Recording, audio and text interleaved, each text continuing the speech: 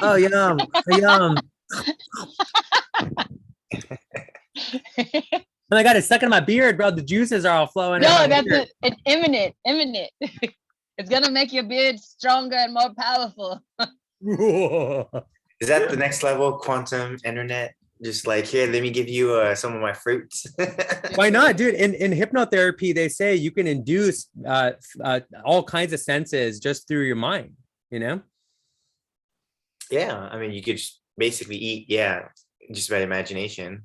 Actually, that's one of the ways that we find out, like when I was studying hypnotherapy, the ways that we find out how people actually tap into their imagination is by doing having everybody take a moment. Actually, we could do it. Let's take a moment, right? Everybody close your eyes, whoever's here. Obviously, Aaliyah's cheating over here, but even whoever tunes into this later, take a moment, close your eyes, and imagine a fruit. Imagine a fruit, and the fruit is right. It's in your hand, maybe, or maybe it's in front of you. Imagine this fruit, whatever the fruit is, your choice. Choose a fruit, and as you visualize or conceptualize this fruit, just start to notice the fruit. Maybe you notice its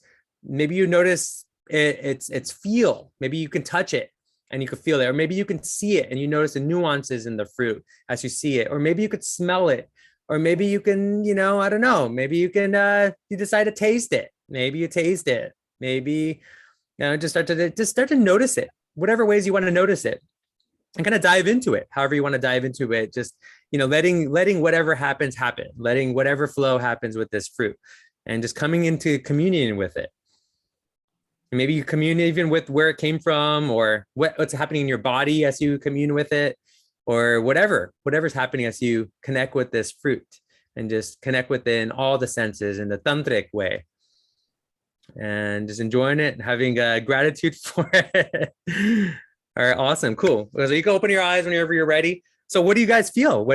Curiously, Tizzle, you're kind of cheating over here with this one because I stopped and I thought about the strawberries I just got on Sunday at Atwater Village, because they're like, and I started to smell it, and then I started doing like the little kid, like, ooh, happy wiggle. It was great. And y'all, what did you get? What fruits did you guys get? I had a soursop, like from the tropics, where it's like, it's this a whole bunch of seeds, but like the way you eat it and you open it up and it's got all these bumps, but like it's just so tasty. Like I haven't had those since I was in the Caribbean. So Oh, yum. Charlie, what'd you notice the most about it? Like, did you taste it? Did you see it? Did you feel it? I tasted it for sure. Yeah. Yeah. So if I were doing your past life regression now, I would lead you more with taste questions, to experience your past lives. And that's kind of like nuances there, Okay. Yeah. What about you, Adam?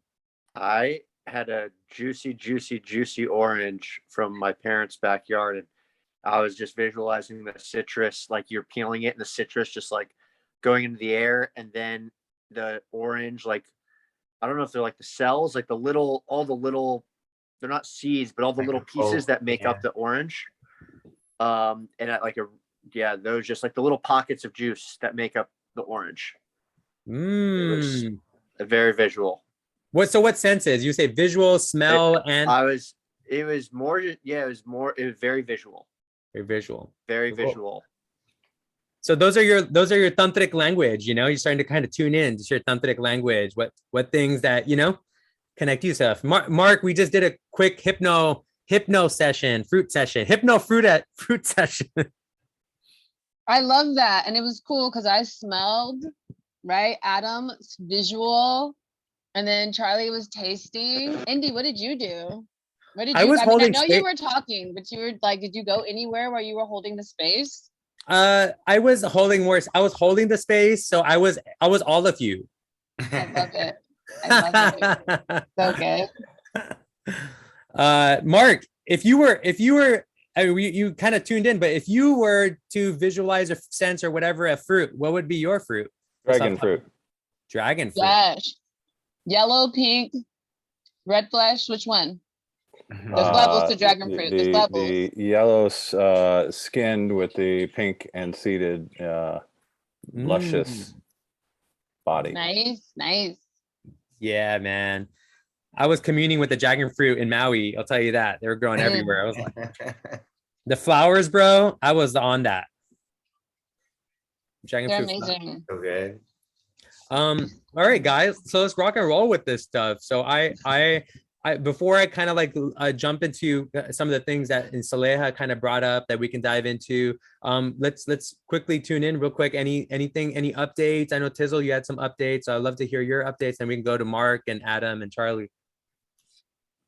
So I was just on a food sovereignty panel with Good Food LA. Okay. And I heard about it because the farmers market I work with on Sundays is CLA.org. And so they literally gathered all of these really powerful leaders to talk about like what they're doing in all their little sections. And so through that conversation, I wasn't a speaker, I was just a guest in the talk, but being able to connect with, like I put up a couple names of, there were two, and I actually got a third one. And the third one is with Pollo. I want to say it's Pollo, but it might be Polo Pantry. All three of these leaders that I spoke with were like, we're always looking to like coordinate with people who have youth that we can work with because we want to teach them about like food justice and how to plant your own food and to teach them about herbs. And I was like, oh my gosh, I need your emails. Who are you? Let's stay connected. And it was really powerful because to just be illuminated that there are so many different portals of access that exist within Los Angeles County alone, and how each of those different portals like has its own network. And so in my mind, as I'm listening to them, I'm like, whoa, okay, spirit, like we had this meeting on Sunday. I knew I had this Zoom call, and I found out about the Zoom call last minute yesterday. And then just to get this like encore of people who are like, yes, we're looking for youth. Like they're looking for youth because they're like, it seemed as if they were in the same space that we are, like how we talked on Sunday, where it's like, we have this really powerful idea. We have this group of people who want to connect, but like there's blinders. And a lot of that, the conversation we talked about was because of COVID and how COVID has really made this huge divide where like most people are only meeting on Zoom and we're not really having as many events, and how the need for events are so important is because as humans, that's how we really connect. That's how we collaborate. And so, yes, I'm excited. Tizzle, what is your Tizzle intuition? What is it like? What is it seeing like the relationship or partnership? Like what are you feeling there with us? It's having them come, like wherever we set up or go, right? Having them come, provide information and also resources, and then also having them do play shops, right? Like that other thing too, you know, what's the word I want to use? Like rallying and championing people to move more into the play shop vibe as opposed to the workshop vibe, because what everyone spoke about today is how much they really enjoy that community aspect of educating, but educating in a way that flows, right? And not to be like, we have a PowerPoint. Here's our pamphlet. Right? To just go in, get your hands in the dirt and like, boom, like just talking. Socratically, like we were just talking about. So it's people are really wanting to have resources and connects because they don't. Right. And they were really grateful because once they opened it up to the panel, I just started talking, right? And saying like, I'm so grateful to hear all of you and to see what you're doing. And I have a cohort of like really amazing individuals, and we have an alternative education program, and we're looking for hubs that we can network with so our collective can grow. And they were like, yes. And one of the ladies that I spoke with, Janet V, she has access to the ports of Los Angeles and Long Beach. Food service. Like, can you, dude, like, what? So I was like, yes, Janet, I'll be messaging you Because she's like, yeah, there's so much waste that we see and so many people don't even know about it. So if we could partner with different people, then we could prevent waste from happening. And then Nina, the market manager, who I'm very close with at Atwater Village, she was like, oh my gosh, yes. And I want to connect with you too, because I want to teach people how to preserve things like canning, fermenting, because these are all ways of living that a lot of people, I mean, can you imagine like teaching people how to ferment at home as opposed to going to Whole Foods or Erewhon or wherever and spending like 20 bucks on a dry sauerkraut that you can make at home, but you don't know how to make it at home because you don't have the resources and you don't know how to look it up. And that right there is like a witch play shop, right? Like an alchemy play shop of how to ferment, right? And like we can make it Hogwartsy, you know, like everything, all these things, right? Rather than it being like dry. Okay, Yeah, right. if it's dry, it won't ferment. Yeah. And I'm going to Kenneth Hahn on Thursday to speak with the ranger there, just to double check. And so I'll have more info on the park on Sunday. Cool. Yeah. Sweet. Thank you, Tizzle. Thank y'all. Okay, anybody else?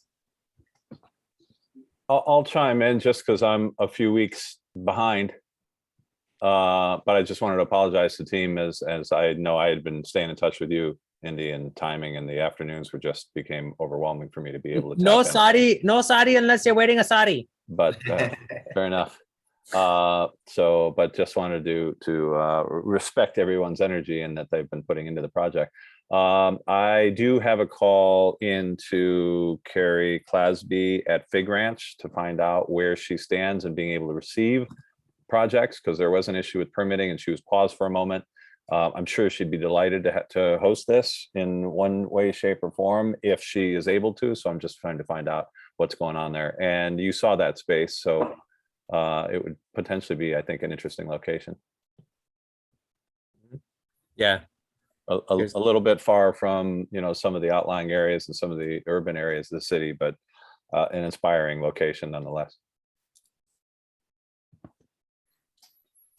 Yeah, Fig Ranch. When we went there, it's got a thing to cook. It's got a section for there's land that we might be able to even work on. There's some stuff we could do with earthworming there, regenerative stuff. It's right off the PCH.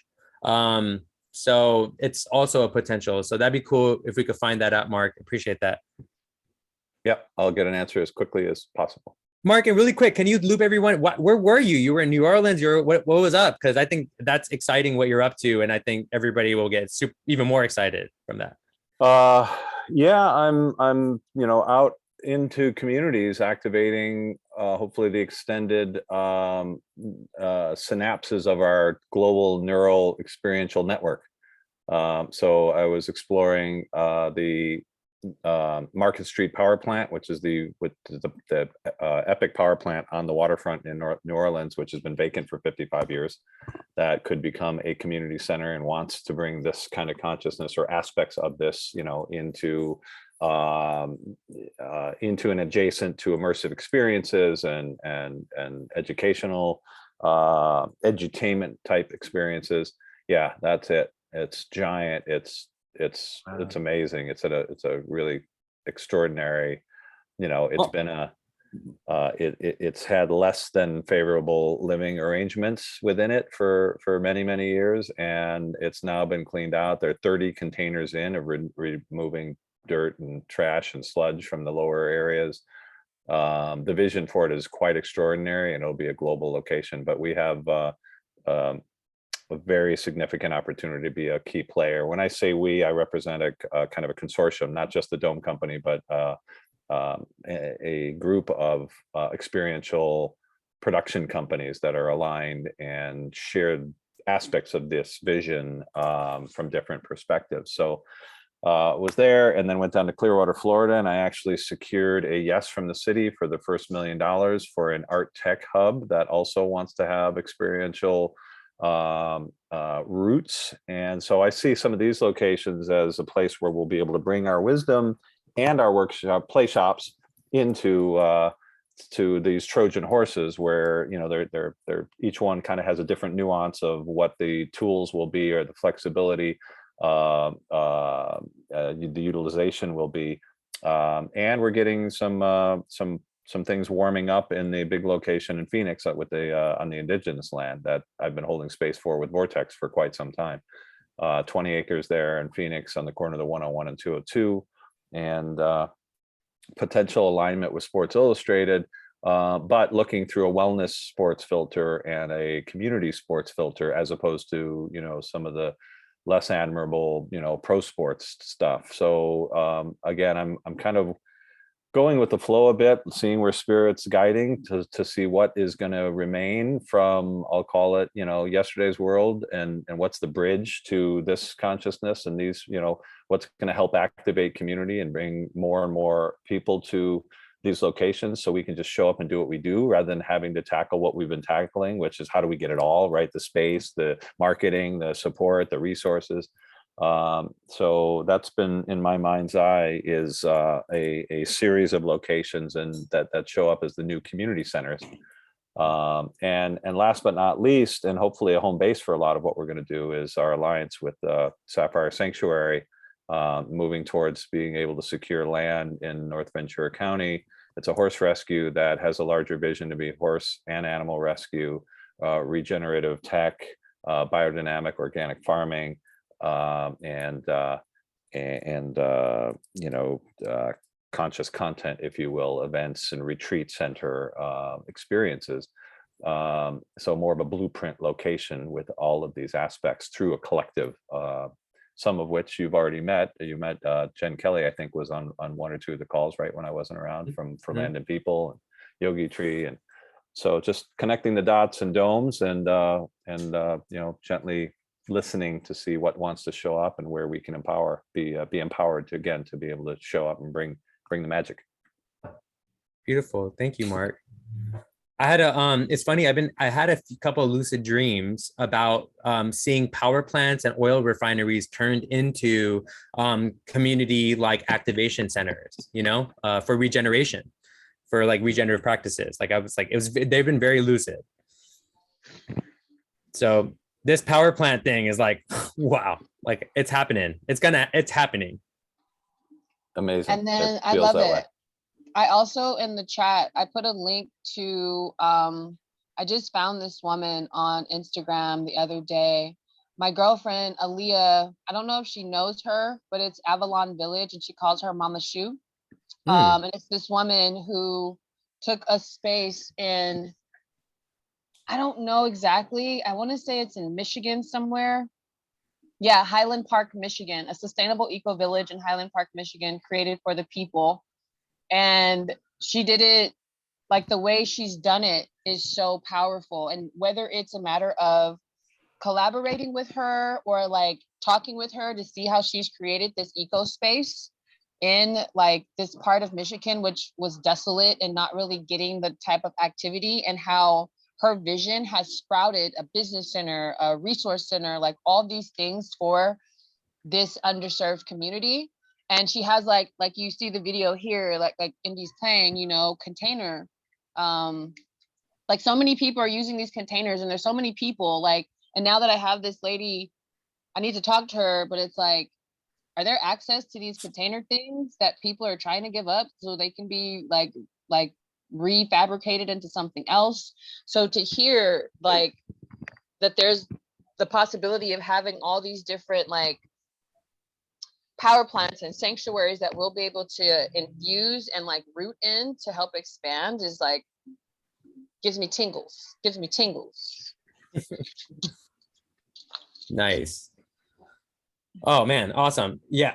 And we're the edutainment curriculum for all of that. So that's kind of exciting too. I think that's the word I was looking for with my dragon fruit, tingles. That's what I was missing. Touche. Mark, what's the connection to Phoenix? How did I'm from Phoenix.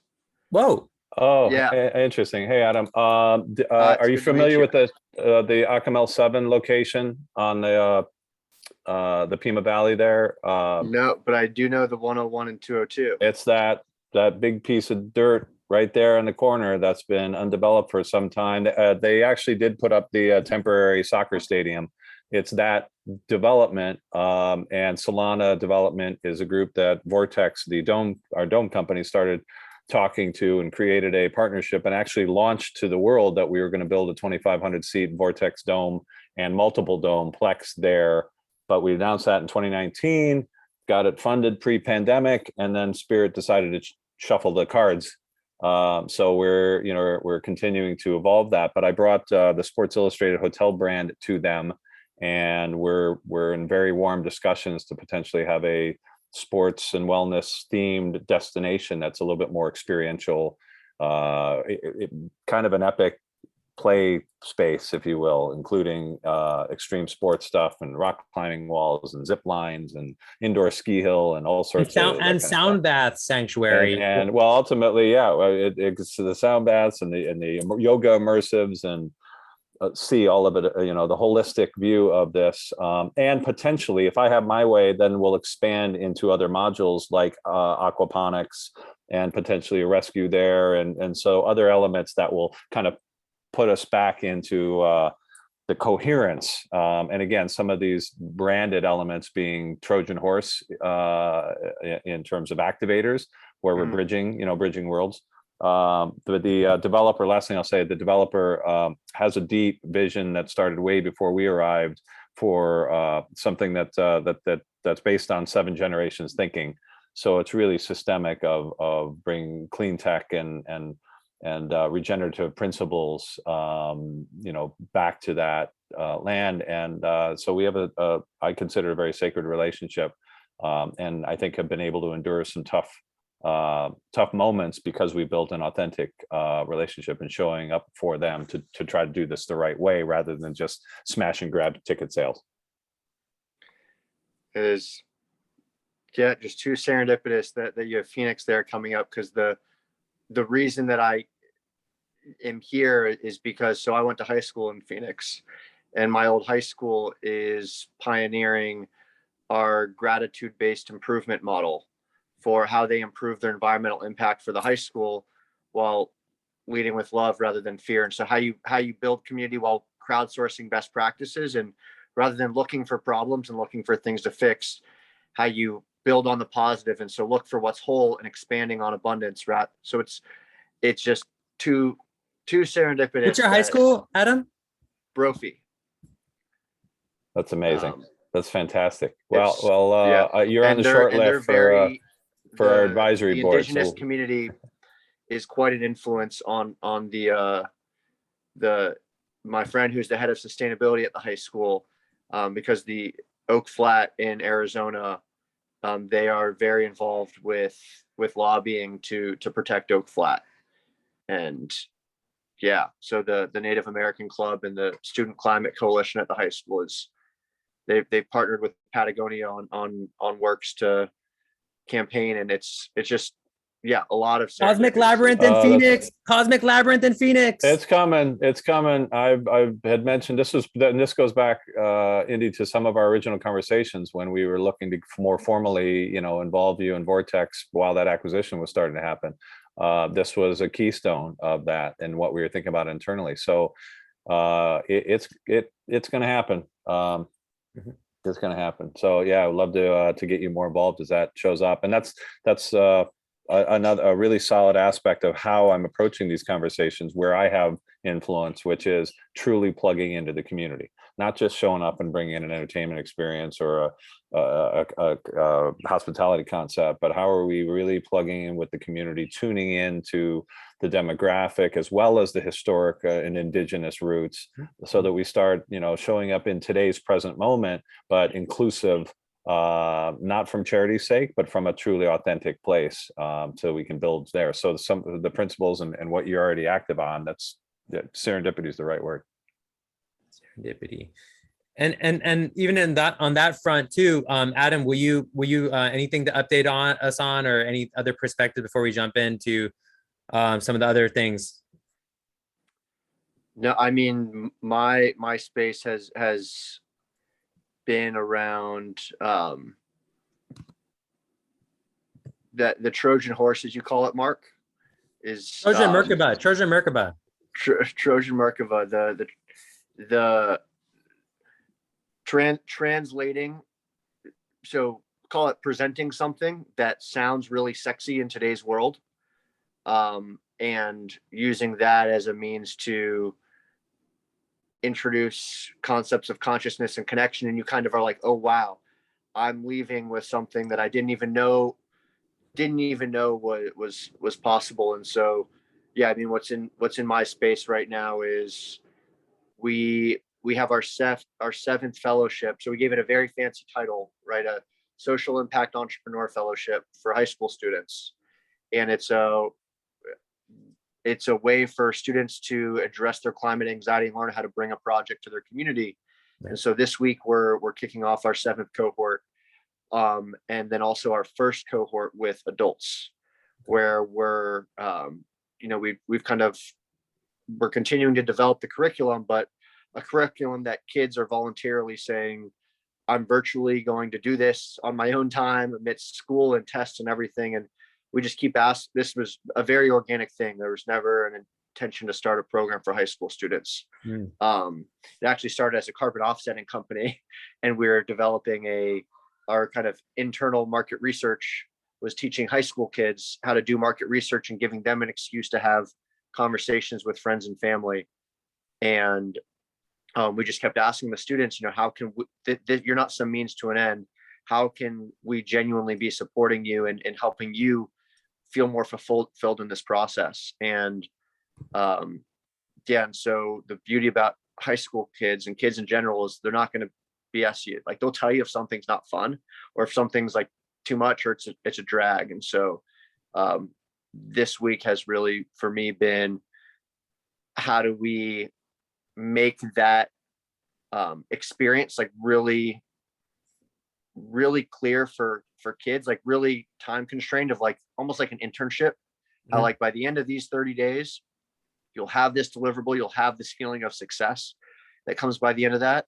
And so this week we're kicking off our 7th pilot of that, basically, and our first with adults. So within the food system, people that have raised their hand and said, this is with Farmers Footprint, right? Yeah, this is with Farmers Footprint. And so, yeah, we're doing a 30-day pilot for people who are passionate about improving our food system, a way to have curiosity conversations with people in our food system and kind of crowdsource regenerative best practices. So kind of an excuse for people to get more connected at the very, very local level.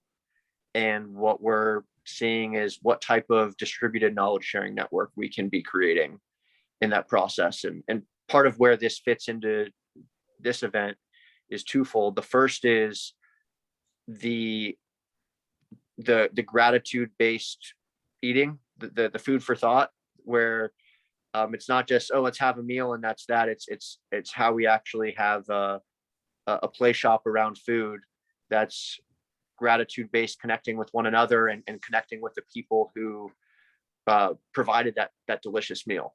And so that's one part. And the other part is, after the experience, a way for students to continue to use their superpowers. So, because at the end of this experience, they'll have unlocked the things that light them up, their strengths. And so presenting them with essentially internship opportunities to get more engaged at their local food system and essentially have a way to use those superpowers to help them get more engaged with and improve their food system. Yeah, for us, it's like important. Like, can we consolidate that into some sort of like augmented metaverse, so that they can tune into whatever of whatever channel that is, right? However they want to be a superhero, but they still have an educational curriculum that they're kind of looped in, karmically connected to. So that whether they want to, maybe they don't like soil and they want to do stuff with the ocean, they can change their mind when they want to. It's their core skills that, regardless of what area of interest drives you, the ability to, we call them curiosity conversations, but it's interviews, right? Yeah. If you're in a business setting it's interviews and market research, but we frame it in different ways, that you can apply these skills to anything. Heck yeah. So I shared actually something that Mick taught. It was actually pretty awesome. Like we actually had some parents show up, some other, like not some adults came too that were part of Farmers Footprint, but some kids showed up, and it was a really cool play shop we did with Farmers Footprint, focused on the kids that are part of Farmers Footprint, right? Or the children of members in Farmers Footprint community. And Mick has just been awesome. Dude, that was such a great play shop. Mick actually got them to go into, right? Mick, you can explain it better. Oh yeah, that was a super fun workshop, or play shop. Yeah, we were doing a project with using earth-based dyes, so teas and turmerics and things that each Soil. child was able to bring, exactly, different soils, and for different sites. And so, I mean, the whole idea is just kind of the great thing about doing a play shop on Zoom is that every person was representing a different geography with it, right? And so the colors were very different from different soils, and the plants that people were finding produced some surprising results. And in fact, there was one student who shared that she was interested in starting a company with natural dyes of cochineal, and it was kind of like the play shop was like igniting this interest to actually push that company forward. So yeah. And, yeah, you should, Adam, you should ask Tori about it. Yeah, I got it. But yeah, thanks, Mick. Appreciate that. And that actually let me bring Mick into this space too. Mick, I kind of created this whole thing, but maybe you first, before we go into this exercise, any updates, Mick, on a place or whatever, or? Well, most of you are already aware of what I'm doing with the private school, girls' school where I'm working, and most of my energy is going towards that right now. But today we actually started staking out the area, which is going to become we're calling it the Soul Space, actually, which is the STEAM outdoor experiential learning space. So yeah, there's nothing online about it yet, but it's new. It's just, we just staked out the area, the topography, and we're gonna rip out grass, not rip it out, we're gonna just mulch over the grass and start planting natives and pollinator plants, and doing some hugelkultur, and which are basically logs and mulch and compost and piles that are very fertile and hold a lot of water. And start terracing the area. So the students were, marking out the topography of the site so that we can think about how to let the water kind of sit and settle.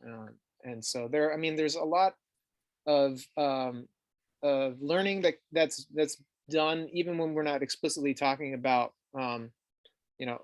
sitting and settling as a psychological trait. I think that we're already starting to see this transfer over just by working on the land.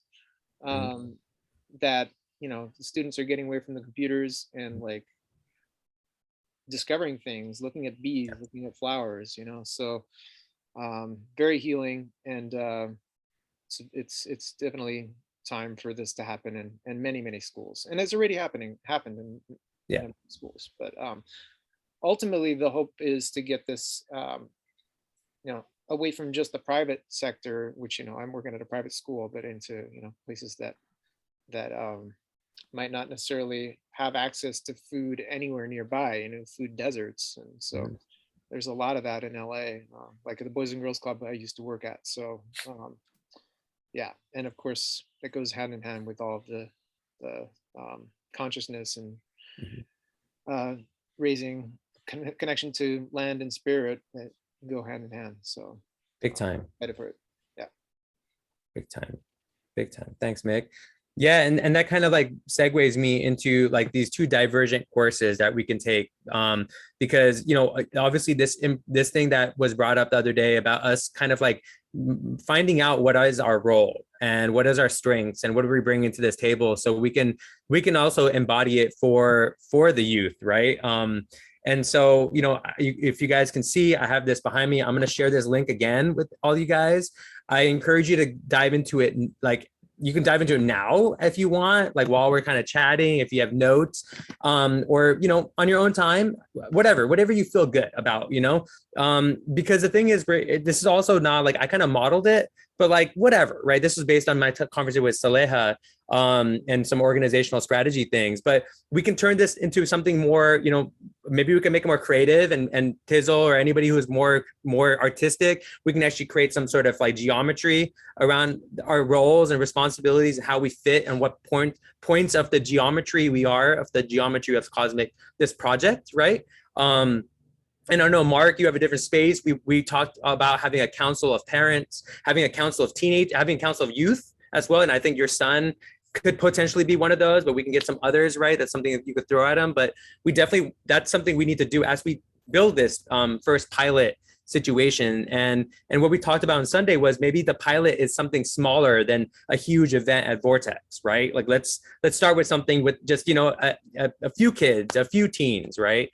And maybe it's on Fig Ranch, or maybe it's even somewhere like a Kenneth Hahn, a public park, you know, where maybe some kids that are hanging out there might just join serendipitously, right, as well, right, because we're just doing it out in public and it's loud and with love. So that's something that's another thing I want to talk about today in the next, you know, to respect everybody's time. Like we have these two different spaces. This document, it's open to all of us now, and I'll share it also in the WhatsApp. We can talk about this really quickly now, or any questions, or we can go and talk about, hey, what places do we really want to do this pilot thing at, right? That's also an important topic. So you guys let me know, what do you guys feel about that? Sorry, my phone went on the fritz halfway through that, and I want to make sure I heard so I heard there's talk about our strengths and our roles. There's talk about the logistics of where we would do this. And in the middle, did I miss, because I know there was a part last time that we talked about the design of what we want to, knowing that this is kind of a pilot, what do we want to, like a research project, what do we want to test? What are the variables that we want to test in this project? Mm-hmm. Which would dictate the scale with which we're, you know, the scale with which we would need to have for this event. Right. And so I know that was a topic that was brought up last time. So I just didn't know if I missed that in the middle of this when my phone went on the fritz. And talk about that, but this is something, you know, you and I talked about when we had our discussion about, you know, like what the user experience, right, or the hero's journey for youth that we're kind of setting out, and the different stages of that. And maybe I should you guys can see this. So you know, and having some case studies of what does that look like. I started kind of playing with this, but I welcome y'all to, you know, chime in or have ideas about what does it look like for a team that comes to what we do in June, at the end of June. What are the, you know, the consequence of that? What is the trajectory of that? And what are we seeking to get from that, encouraged from that too? So I think a part of that will be us sharing our strengths and our roles, right? The role including there's a role of what we need to do from now until the actual event, right? That we do, the pilot, but there's also a role at the pilot, right? Too, like what are we going to be doing at the pilot, right? So I should add in there brooming and and oh no, what did I do? Control Z. Oh my god. I broom too much, you guys. I broom too much. He's the vacuum for that one. Control Z. Brooming and stirring. I could do it. I go stirring. Yeah. Not shaking. So yeah. So where do you guys want to spend some of our first energy towards? What do you think is important? I wanted to ask, should I be, because I'm still very connected with a lot of my students, and I have several that are about to graduate high school. Should I be rallying and like having conversations with these students? And I'm not saying to like add them into a cosmic labyrinth meeting, but are there certain questions that I should be asking and getting their feedback from to bring back to the cosmic labyrinth? Or should I be inviting them to Cosmic Labyrinth so that they can hear? I feel like it's more like me getting information from them about like what they feel is needed and where they really feel like we need to focus the energy on, especially because a lot of the students, like they have siblings that I know too that are still like in the K through 12 system. But for these students that are just about to graduate, they are right with like, fuck this. These are things that need to change. This is what I think about it. And I know this because when I had them as 7th and 8th graders, those were conversations we were already having before they got to high school. So now that they've completed their high school journey, I want to know, like, Are these students you've been heart washing? Have you been heart washing people? deeply. Oh my gosh. Care Bear stare. Care Bear stare. All day. All day. So- Care Bear So stare.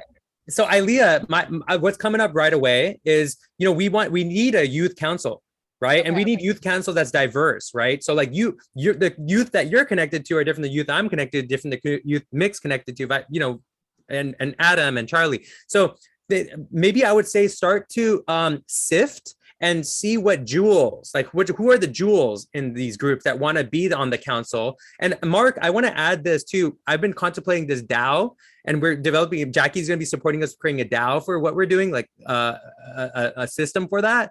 That being said, we definitely want to, like, for the youth council, we want to give them a piece of that DAO. So if they're showing up and they're a part of that board, that council, that should be rewarded, right? Like, let's reward that just like you reward a company. Let's teach that they can learn about what that looks like, what that feels like to be a part of that kind of organization. Getting value for showing up. Exactly, right? And so you guys too, I think the board of the parents should also be part of that too, because you guys need acupuncture, astrology. Charlie can redeem some of your heart coins for some astrology, right, Charlie? Acupuncture, you'll do Yes. acupuncture on Mark, right? If he gives you some heart coins. I'm in. For sure. So does that make sense? Same with you, Adam. I think because you guys, we all have access to kids. I have some access to some volunteer kids I work with. I'm going to be throwing them at them like, hey, do you want to be a part of a youth council? What does that look like? Do you know what that means? Like, do you know what you'll have to do? So down. Okay, perfect. Yeah. I'll And start plugging it on my social media. Yeah, the student who's now in college, is there an age? Because there's one of our students who's now in college who I brought up of, if I couldn't go to the event, would you just to see if either way, to see if he would be able to come and he would be able to facilitate. And he just had a summer school class then. He was like, I couldn't come then, but please let me know about stuff like this in the future. Cool. So I mean, what do you guys think? Like college is fine. Like they're still teenagers. Yeah. I think college is important. It kind of shows like if you wanted to see the generation, right? It's the kids are really sharing information like, hey, how's college? So that I know right now in high school what are some things to watch for, and let them kind of communicate through that. Yeah. that was the biggest surprise. So we most recently had our latest cohort of high school students. Afterward, one of the students decided to bring what we did to an elementary school. And at the end, they said, I said, what surprised you the most? And they're like, at the very end, the questions they asked, it was all about high school. They wanted to know everything about high school, what high school is like, things they couldn't ask. So they're second graders that are like, what's the cafeteria food like? Is high school hard? Like, and they had a space because, by the end of this experience, they built up this trust with them that at the end it was like, oh, wow. And so, yeah, that exchange of wisdom. Also, we gotta disassemble or whatever, disintegrate the idea of like the seniors don't talk to freshmen, get to college, you're too cool for the high school. That whole thing is whack, yo. Please, and thank you. They don't do that in wizard school. Okay, in wizard school, you're like, bro, I'm gonna roll with your adventure. Can you show me? Okay, that's good too, because then I'll connect with my students at Cal State Long Beach, because I actually have a art education meeting tonight at 8. And I was like, I don't know if I'm gonna make it. I don't know how long the Cosmic Labyrinth meeting's gonna go, but like now I can bring this. And it's 5 officers, like a vice president, president, blah, blah, blah, blah. but we're really championing like have this group, and we have 40 other students so far in this club who are so thirsty for alternative art education experiences, and they all have different backgrounds and how they got to this point and why, like different reasons why they think alternative education is important. So this is really good because now I know that taking information from our meetings here, I can now take it to the art education CSUOB students and then start to like sift through that. And then also take that to the youth, like through social media. Yep. Big time. Big time.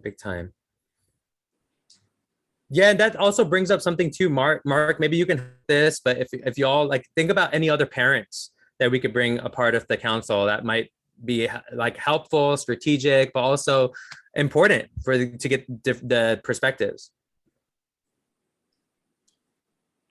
Okay, we'll mind that. Let me consider that. And then I want to throw something else out there. Venue. You guys all cool with like a public? Do you prefer like a farm or like a public park?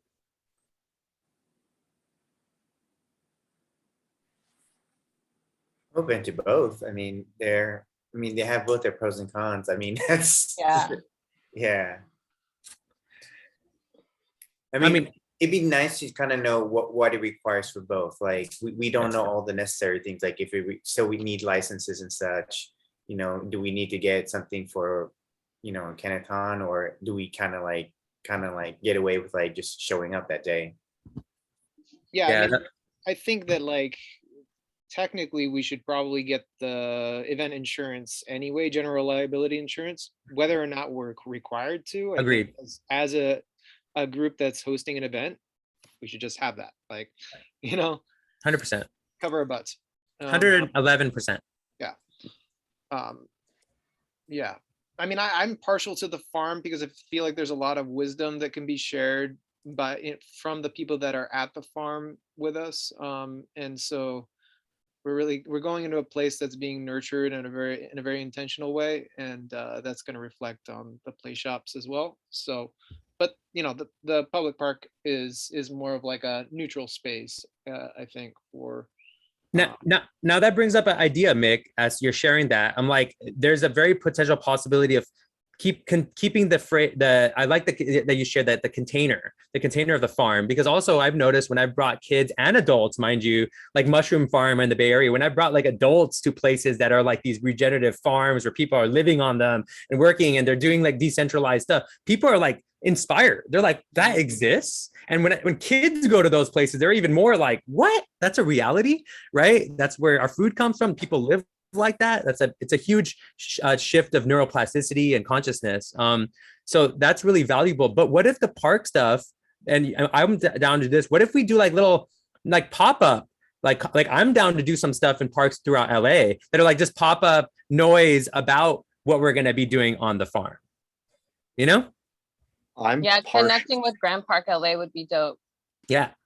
I'm partial to the farm because of the I forgive me for forgetting the phrase, Andy, but for the Trojan horse that it is.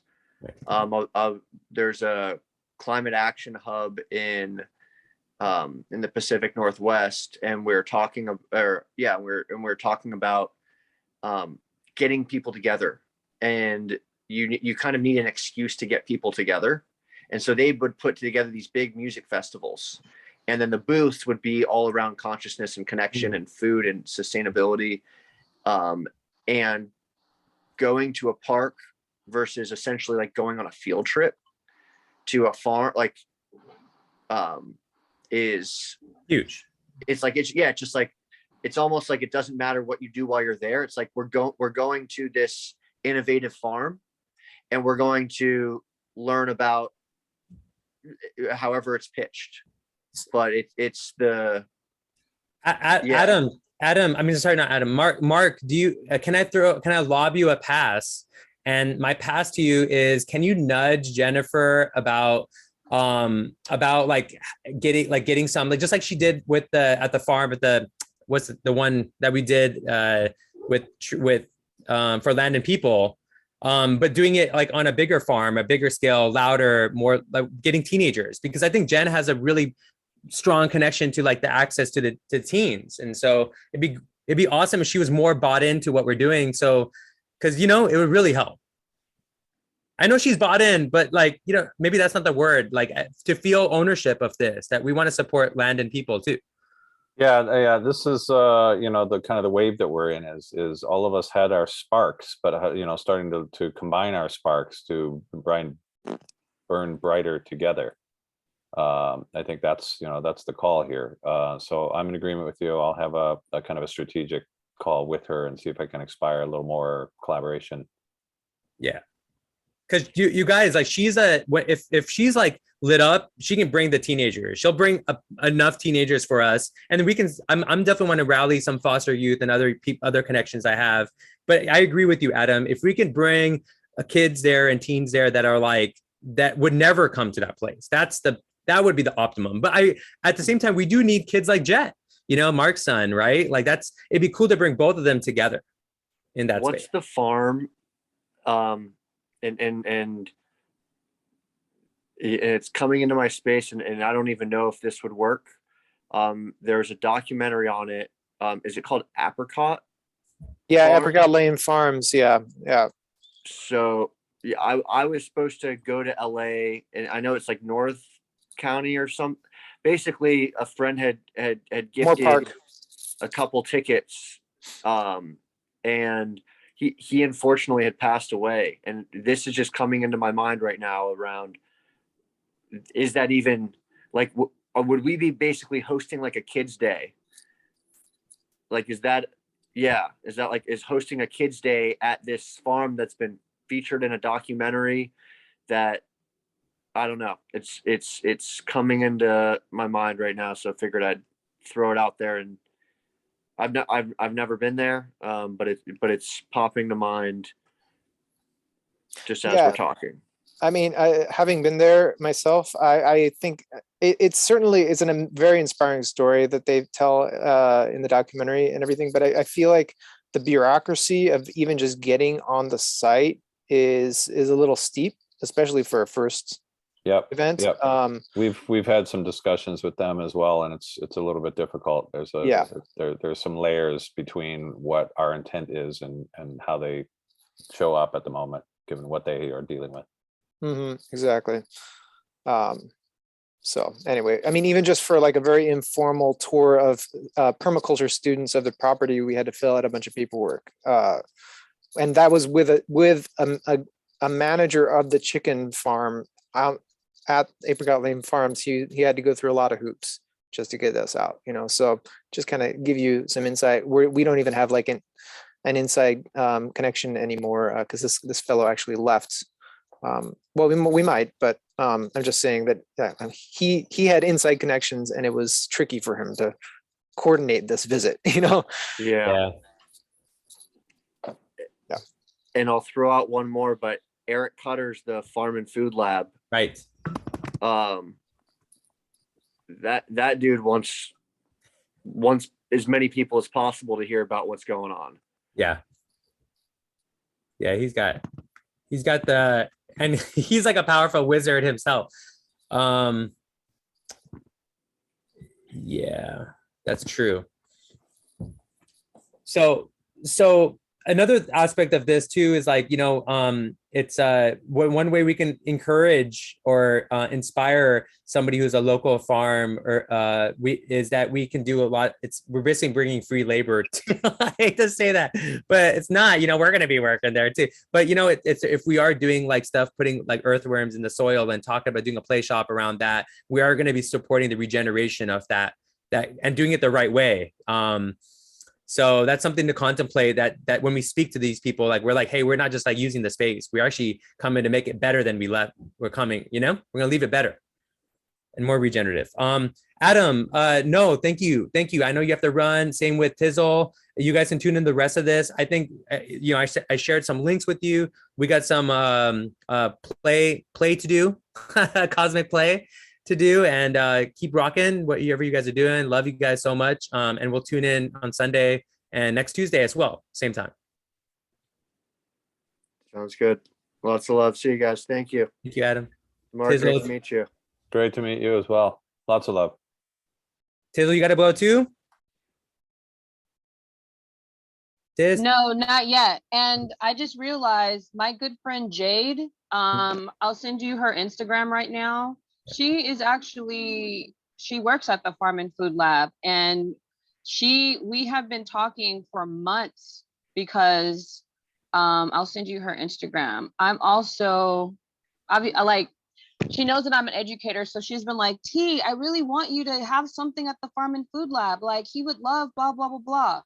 And I just thought of it right now when, they were talking. I was like, I know this name, Farm and Food Lab. And so Jade, she has her own garden as well in down the street from Little Pine. What is the name of that city? Silver Lake.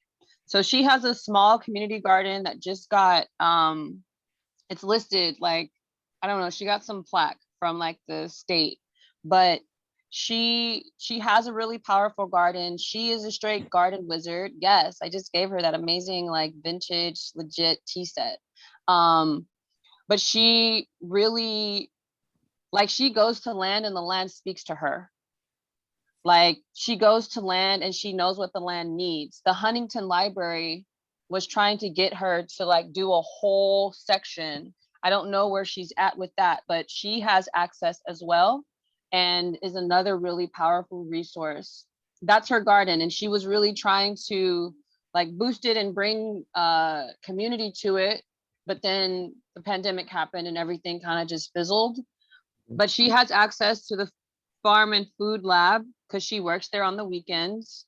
So okay. I don't know what's needed, but like, I know I can talk to her and be like, hey, Jade, can you blah, blah, blah, blah, blah, blah, blah. And I have a direct connection to Eric Cutter too, and so does Adam. Okay. And he's totally our people. Like I'm saying the gatekeeping there is not is Okay, aligned, And then with the Ojai Foundation, one of the elders at the Black Circle Now group that I'm a part of, that we meet every third Sunday at the Ojai Foundation, she is now on the board, and it's not going to be the Ojai Foundation. Like, it's about to shift because leadership is shifting.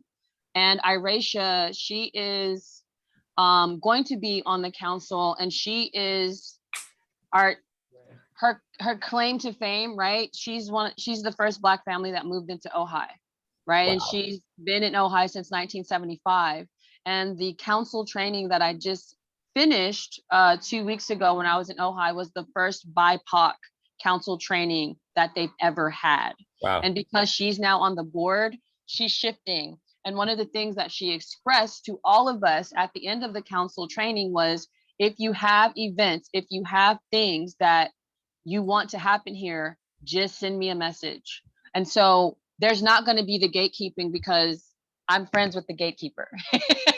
Like, literally. Like, you are the gate. You are the gate. Yeah. You're the Stargate. You're the Stargate. So, and there's the portals there are on another level. So as far as us connecting there, and the learning tree, that tree right there is so powerful, like this really amazing oak tree. But I just need dates and quantities. And because the Ojai Foundation for decades has hosted youth to come, they do rock painting, they do all these things connecting with the land. So it's just, they're ready. I just need to know information and dates. I know it's far out. And this, I imagine, one of the challenges we'll have, I foresee, is transportation. Is like figuring out some sort of bus or vans or something to bring kids that are not in Ojai, Right. Well, as long as we're mentioning Ojai, and that's fabulous. What a spectacular relationship. So I'll mention also that my 35-year-old friend, brother, former business partner, current business partner-ish, is Boku Superfood, which is right on the main drag there, adjacent to the vegan cafe, and the plugged into the Tesla, the Tesla power stations, and they're actually in the process of trying to acquire that acre behind them to do more of this kind of thing as well, but to have kind of an after or before or some sort of collaboration to the foundation event or something, just want to let you know that we have some close ties that are exploring what can we do more with them as they're making some moves. So I wonder, Ojai, Mark, there's a lot of gravity around Ojai right now, a lot of attraction.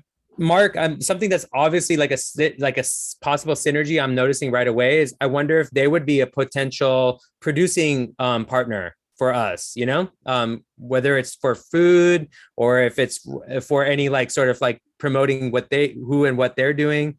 That'd be dope. It's possible. I can't speak for them. I know there's a lot of pull, and they just went through, like we all went through their own shift and had a big partnership that fell away, and so they're adjusting and all those good things. So, but I know that they're aligned with our message and ethos, and the product was built on authenticity. He got on a plane and flew around the world to check on the farming and the sustainability and the authenticity, and partnering with the countries, and making sure that what they're producing was designed for their kids first, which is in essence that it's for all of our children. So there's a real authentic vibe to the productization. So yeah, I'd love to connect the dots. There's been a great realignment. So a lot of all old partnerships they had to go. They have to decompose now. Yep. Cool. Okay. Whoa. Any other things that are coming up with this?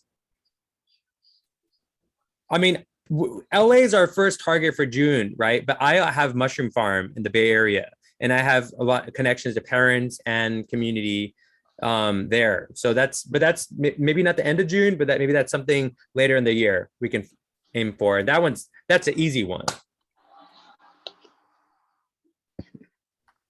Maybe we do the Mushroom Farm in like August around the Lionsgate. That'd be something, yep, to contemplate. Good idea. Because then we can hit the north and south, right? Also find out like when's a good mushroom season when they harvest. I mean, that would be fun too. Oh yeah. So okay, cool. Any other things? I know Charlie. Charlie's been sitting there. Charlie. Yeah. Yeah. What's up? You got anything for us or anything? No, I mean, I've been in clinic for the last few days. Yeah, and I'm in Houston, so location-wise, can't really help. So I feel like we got some good cosmic play to focus on here when we see each other on Sunday. Look forward to seeing what you guys add to this bad boy. Looks like Mick already did some stuff over here. Yeah. Oh, so I just wanted to like confirm that we're not moving ahead with Birdhouse. Even though they do make they do have a whole like singing troupe there, so I don't think the noise thing is necessarily that big of a deal. Band of singers. So I don't know. I mean, I feel, yeah, I mean, dude, Birdhouse is, I guess that's the lowest fruit right there. Mm-hmm. I mean, it's an urban regenerative farm. So yeah. Yeah. I mean, my personal experience was there, like Jen brought an indigenous elder there and taught the teenagers, and they loved it. Like they all loved it. And then they were also talking to me about DMT. They asked me about DMT too, which was great too. Cause it was like, I'm glad I was there, that they could talk about it. How many teens did showed up to that event? Do you remember? I would say like between, cause some of them were like over 18 too, that aged out of the foster home. So I think total maybe like 20, but they didn't show up at the same time. So some of them showed up and left and stuff. So like 20. Okay. Yeah. That's including Jen's kids. So she's got her own squad. Right, Mark? Indeed. Her AI is recording this too. So she's going to be looking at her name and like, all right, what are they talking about me? But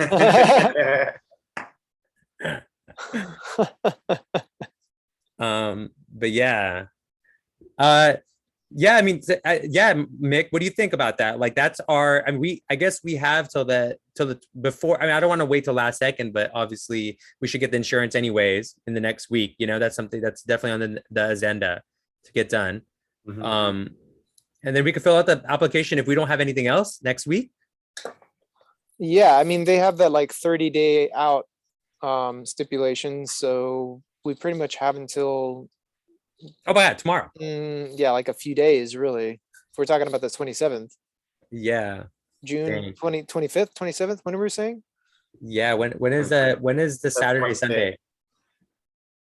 25th. Tomorrow. Oh my Uh, gosh. That's tomorrow. So yeah. Came But I up do, fast again. but I so like, as much as I love Birdhouse, oh man, we need more space. Like, you know, like Mm, I want to yeah. move. I want us to move, you know, too. yeah, that's true. I mean, I love it. I love what they're doing, and it's amazing space and everything. But dang, man, we would do well with some tribal movement, you know. Yeah, Some yeah. I'm trying to do some Bhangra, guys, some shaman Bhangra, dude. Yeah. It's kind of terraced, so you'd have to have like a bunch of people kind of like moving down the hill. So yeah, I see that. Tumbling. Like Bollywood movie, like everybody's like kind of teared out there. Oh yeah, that's true. So I mean, I don't know. Mark, I don't know about you, but I love Fig Ranch. I hope it works out because I feel like they could use some regeneration too, some work, you know? Yes. It might change the energy there too. So maybe that's a part of it. Like we're gonna be like spiritually activating the land too. You know, it's like we're not just coming there, you know, just doing a curriculum. This curriculum is integrated with the ancestors, you know, and the descendants. Absolutely. Absolutely. That's the deeper purpose and roots in this. And they got that crystal shop across the street that I went to. That was really cool. So we can maybe partner with them if we want to like get some crystals and give it to the kids and stuff, you know? Well, and they rent the yellow house on the Boku property, and that's their other location. So there's a more alignment, and we're, you know, if things go well, we'll be putting a dome up there next to that crystal shop. So, you know, a lot of potential coming through. We'll see how the alignment shows up. Definitely. We'll just keep showing up. That's a part of it is right here. Exactly. The vortex that we make. Pun intended. Hey, All right. So how do you guys feel? Do you guys feel complete with this meeting? We have like good tasks? Yeah? Yes, Everyone- definitely. Yes. I'm Mhm. excited.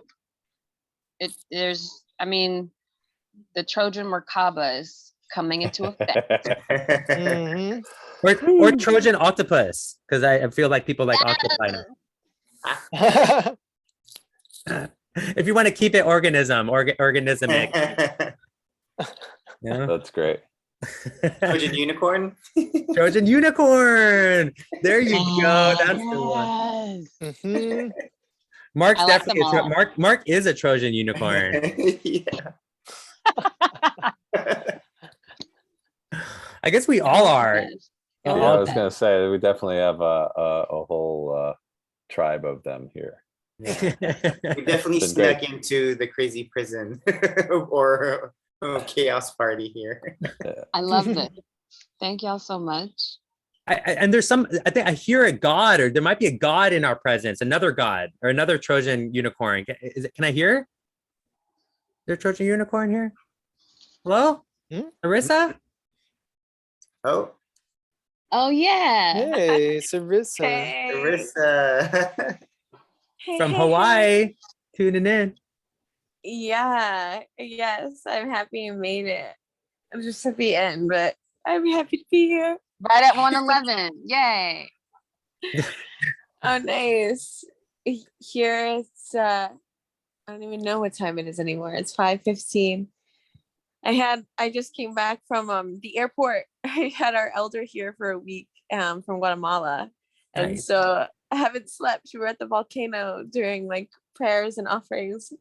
And then I've been running around and driving today. I'm running just purely on what feels like spirit and good vibes. Sometimes that's the best to ride with. Yeah. Sarissa, if we're deciding to do the Summer SOILstice thing at the end of June 25th, 26th, would you still be able to come out and fly out and participate in that? The only thing for me when I said that date is that I have the finals for this competition that I did, this like singing thing. They were flying me out to Waikiki on the 24th, like for the 24th. So that's the only thing that I have to like kind of align and figure that out, because I kind of want to do both. Mhm.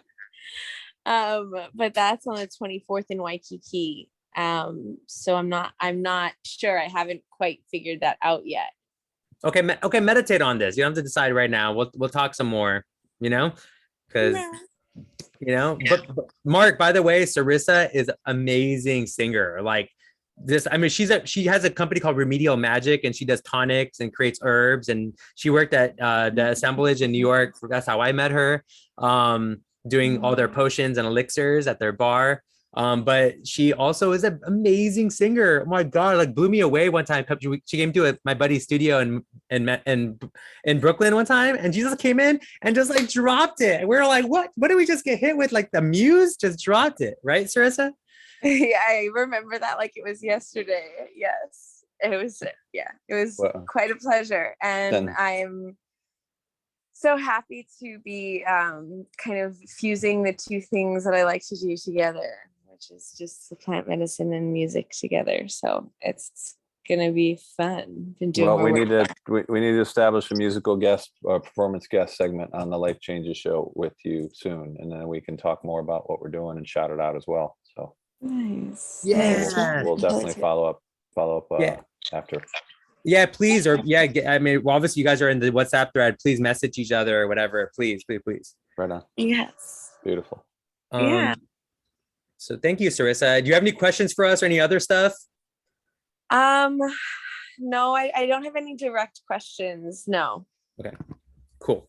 Mahalo. So, aloha. Anybody else? Are you guys everybody's complete?